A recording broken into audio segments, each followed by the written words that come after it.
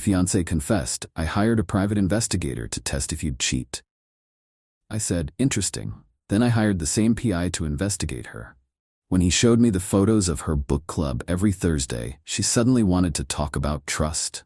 I, 31 male, was engaged to Bethany, 29, for 8 months, together for 3 years total. Wedding was supposed to be in 4 months. Keyword was. Last month, we were having drinks on our balcony when she got this weird look on her face. You know the one. Like they're about to confess something but trying to make it sound cute or quirky. Babe, I have to tell you something, she said, doing that thing where she bites her lip. Promise you won't be mad? I hate when people say that. It's basically announcing they did something worth getting mad about. What is it? She giggled. Actually giggled. So, remember last month when that woman kept showing up at your gym? The one who was always asking you for help with equipment? Yeah? That was Rochelle. I hired her. I put down my beer. You hired her for what? She's a private investigator. Well, sort of. She does loyalty tests. I paid her to see if you'd cheat on me. I stared at her for probably 10 seconds, just processing. You paid someone to try to seduce me? It wasn't like that. She grabbed my hand. I just needed to know before the wedding. My friend Chloe did it with her fiancé and found out he was on dating apps. I needed peace of mind. And? You passed, obviously. You barely talked to her. I'm so relieved, babe. Now I know I can trust you completely. The irony of that statement would hit different later. I took a sip of my beer. Interesting. You're not mad? I'm processing.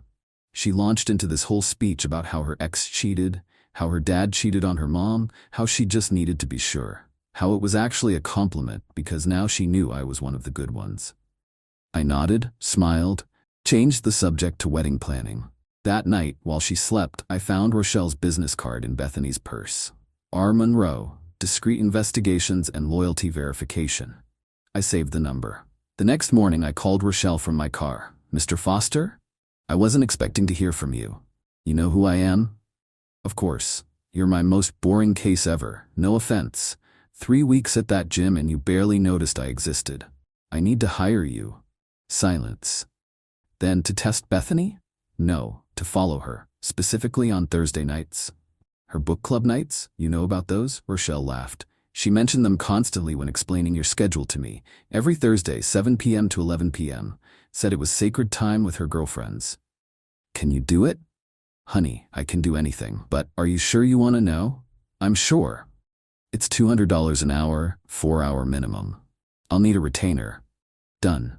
That Thursday, I acted normal. Bethany got ready for book club. Full makeup, her good perfume, that black dress she says is comfy but cute. What book are you guys reading? I asked. Oh, it's this mystery thriller. You wouldn't like it. What's it called?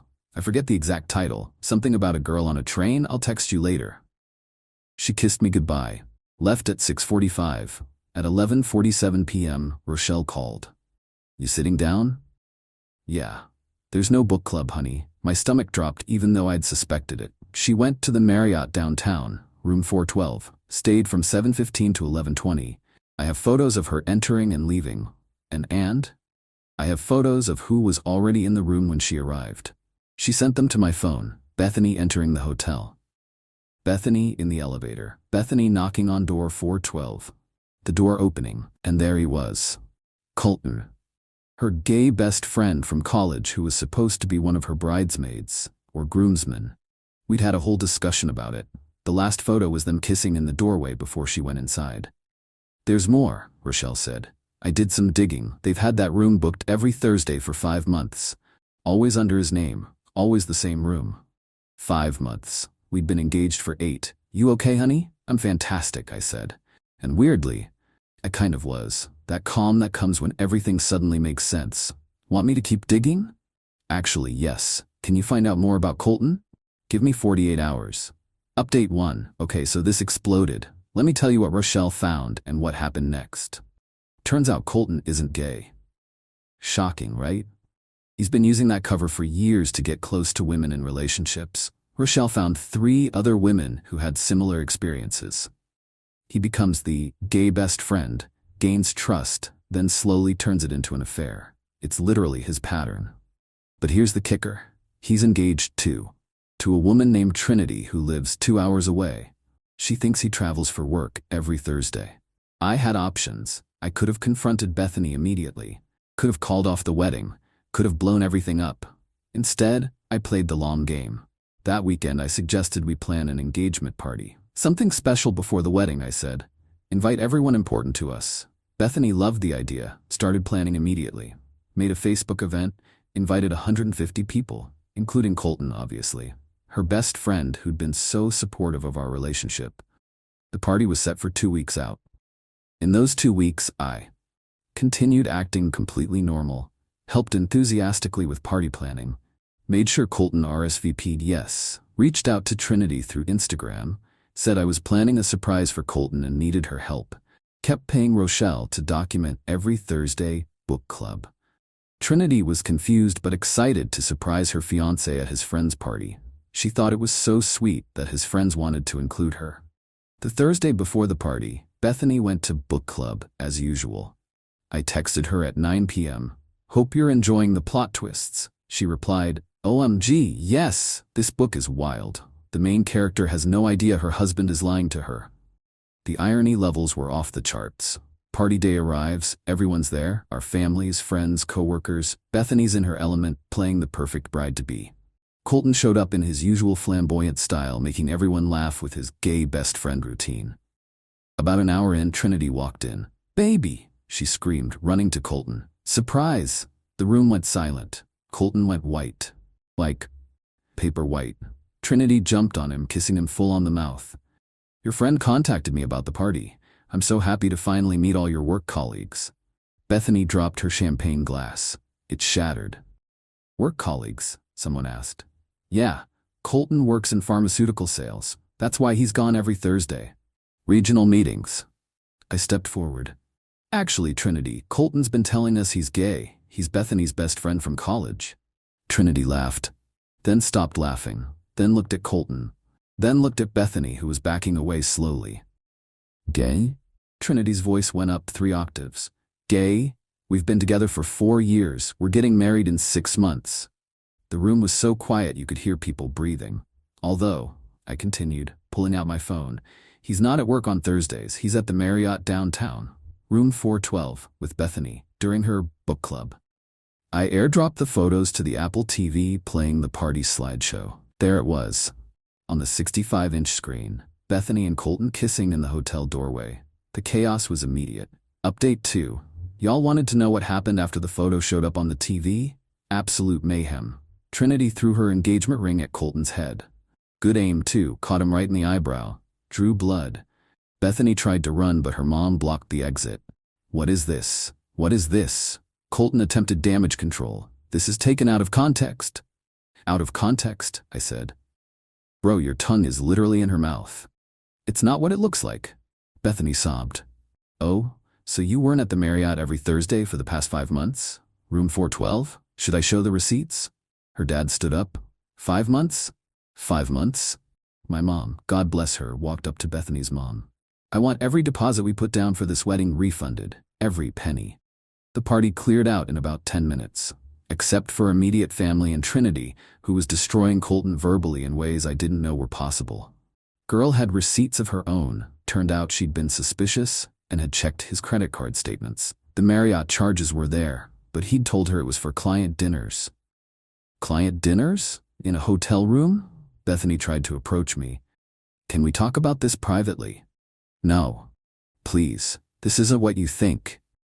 You mean you weren't sleeping with your fake gay best friend while hired a PI to test my loyalty? Because that's what I think it is. She went pale. How did you know about Rochelle? Rochelle told me, right after I hired her to follow you. Her mom gasped. You hired someone to spy on my daughter? No, I hired the same person your daughter hired to try to seduce me. Difference is, I actually had something to find. Bethany's dad looked disgusted. Not at me, at her. We're leaving. Bethany, get in the car. Daddy, please. Car. Now. As they were leaving, Bethany's sister, who'd been suspiciously quiet, said, I knew about Colton. Everyone froze. What? Bethany turned on her. I saw you two at Starbucks last month, making out in his car. I told you to stop or I'd tell. You said it was ending? And you didn't tell me? Their mom was now yelling at both daughters. They left in a mess of screaming and accusations. Trinity was still there, crying. I gave her a water bottle and called her an Uber. Before she left, she said, "Thank you. This is horrible, but thank you." Found out later she drove straight to the apartment she shared with Colton, threw all his stuff off the balcony, and changed the locks. Queen behavior, honestly. But Bethany wasn't done. Oh no. The entitlement was just getting started. Update 3. Bethany went into full damage control mode. But instead of apologizing, she decided to flip the narrative. First, she called my mom crying about how I violated her privacy and set her up to fail. My mom literally laughed and hung up on her. Then she tried my dad, saying I was controlling and manipulative and she was scared of me. My dad, who's the calmest person alive, told her to stop calling or will consider it harassment. When that didn't work, she went nuclear. Started telling anyone who'd listen that, 1, I was abusive and she sought comfort in Colton. 2, I hired the PI first and she only did it in retaliation. 3, the photos were edited. 4, Colton assaulted her and she was the victim. 5, I'd been cheating with Rochelle, the PI. Most people didn't buy it, but some did. I started getting texts from random people about hearing her side. Then she played her biggest card. She called my work. I'm an accountant at a medium-sized firm. Nothing fancy, but I like my job. She called HR claiming I was harassing her and creating a hostile environment, even though we don't work together and never have. HR had to investigate. I showed them everything. The texts admitting to the affair, the hotel receipts Rochelle found, the confession about hiring the PI. They closed the case in a day, but it was embarrassing. That's when I decided to stop playing defense. See, Bethany's a real estate agent. Her whole business relies on her reputation and social media presence. She's always posting about integrity and trust in her business. So I made my own post. Simple. Just facts. For anyone wondering why the wedding is off, Bethany hired a PI to testify I'd cheat. I passed. Then I hired the same PI who discovered she's been having an affair with her gay best friend every Thursday for 5 months. I have receipts. I wish her well. I tagged no one, posted no photos, just facts. But people started commenting. Former clients, other agents. One woman wrote, "OMG, she sold us our house while sleeping with my cousin's husband. He pretended to be gay too." The comments went viral in our local community. Turns out Colton had a whole pattern and Bethany wasn't his only conquest. Her broker called her in for a meeting. She was put on administrative leave, pending an ethics review. But the best part was when Colton's other victims started finding each other. They created a Facebook group, Survivors of Colton's Gay Best Friend Act. 12 women joined in the first week. Bethany called me screaming, "You ruined my life." No, you ruined your life. I just stopped keeping it a secret. I'm gonna sue you for defamation. Please do. Discovery would be hilarious. She hung up. But she still wasn't done. Final update. The last 3 weeks have been a journey. First, Bethany tried to salvage her reputation by claiming she was polyamorous and I was polyphobic. Posted this whole thing about how she was exploring her identity and I was too closed-minded to accept her journey. Someone commented, "Isn't polyamory supposed to be consensual and honest?" She deleted the post. Then Colton threw her under the bus completely. He went on his Instagram and claimed Bethany seduced him and he was confused about his sexuality. Because of her, said she preyed on him during a vulnerable time. The women in the Facebook group posted screenshots of him using the exact same lines on them. His credibility was shot.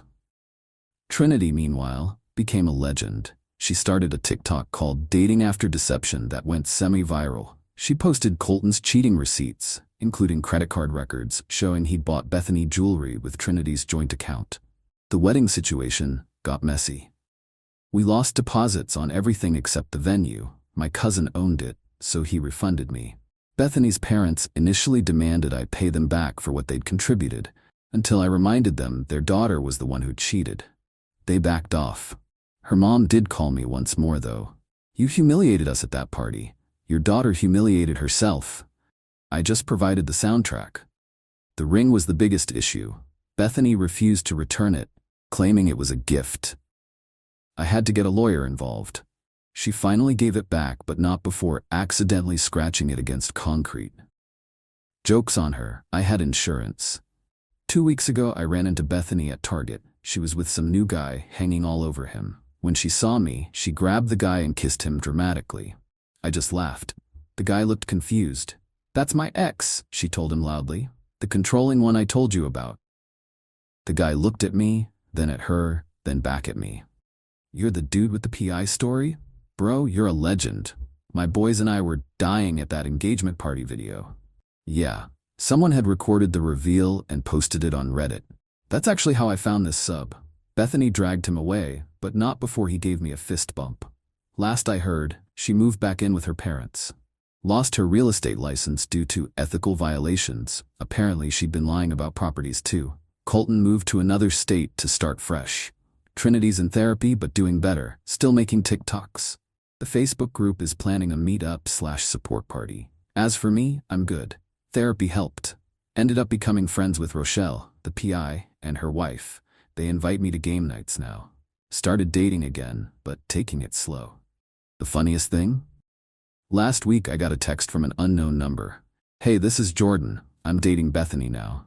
She says you're crazy, but bro, should I be worried? She keeps talking about her book club starting up again." I replied, "Marriott downtown, room 412, Thursdays, good luck." He sent back, "Thanks, bro." Bethany texted me an hour later, "Stop talking to my boyfriend." I didn't reply, but Jordan dumped her that night. He sent me a beer emoji and we've actually grabbed drinks since. Cool dude. Dodged a bullet. To everyone asking if I regret the public reveal, nope. She tested my loyalty while cheating for months.